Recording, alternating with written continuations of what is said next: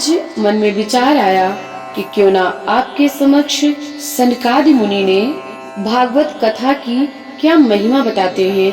आज इसी विषय पर चर्चा करते हैं। श्रीमद् भागवत कथा के श्रवण से क्या पुण्य प्राप्त होता है, इसकी क्या महिमा है। तो स्वयं भगवान के 24 अवतारों में पहला अवतार सनकादि मुनियों का है। उन्होंने नारद जी को कथा सुनाई। भागवत कथा के श्रवण से मुक्ति हाथ लगती है और श्रीमद् भागवत की कथा का जितना जैसे भी हो सके सेवन करना चाहिए, आस्वादन करना चाहिए। इसके श्रवण मात्र से भगवान श्री हरि हृदय में साक्षात विराजमान होते हैं। जीव तभी तक अज्ञान में फंसा होता है, संसार के चक्र में भटकता रहता है, जब तक श्रीमद् भागवत कथा का श्रवण नहीं करता, सेवन नहीं करता। श्रीमद् भागवत सुनना सर्वश्रेष्ठ क्यों है? हम तो कोई भी शास्त्र सुन सकते हैं। तो सनकादि मुनियों ने ऐसा कहा कि बहुत से शास्त्र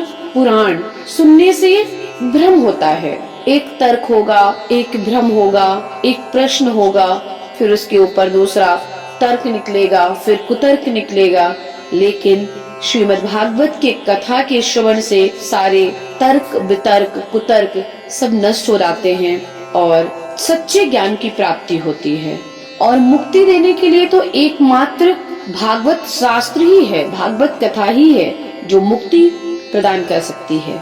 जिस घर में नित्य प्रति श्रीमद् भागवत की कथा होती है वह घर तीर्थ का रूप ले लेता है और जो लोग वहाँ निवास करते हैं उनके सारे पाप नष्ट हो जाते हैं। उन्हें हजारों अश्वमेध और सैकड़ों वाजपेयी यज्ञ का फल प्राप्त होता है। जब तक लोग अच्छी तरह से कथा का श्रवण नहीं करते तभी तक उनके शरीर में पाप निवास करता है। यदि जीवन में परम गति की इच्छा है तो श्रीमद् भागवत कथा सेवन करें। जो भी श्रीमद् भागवत का पाठ करता है, श्रवण करता है, उसके करोड़ों जन्मों के पाप तुरंत नष्ट हो जाते हैं। इसमें तनिक भी संदेह नहीं है। संसार में श्रीमद् भागवत की कथा का मिलना अवश्य ही कठिन है।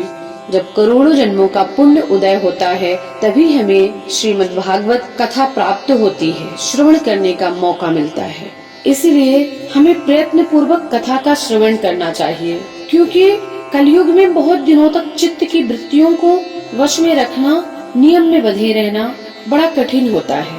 इसलिए जीवन में जब भी जैसे भी मौके मिले कथा का श्रवण अवश्य करना चाहिए। जीवन में जीवन का लाभ लेना चाहते हैं तो कथा श्रवण ही एक माध्यम है।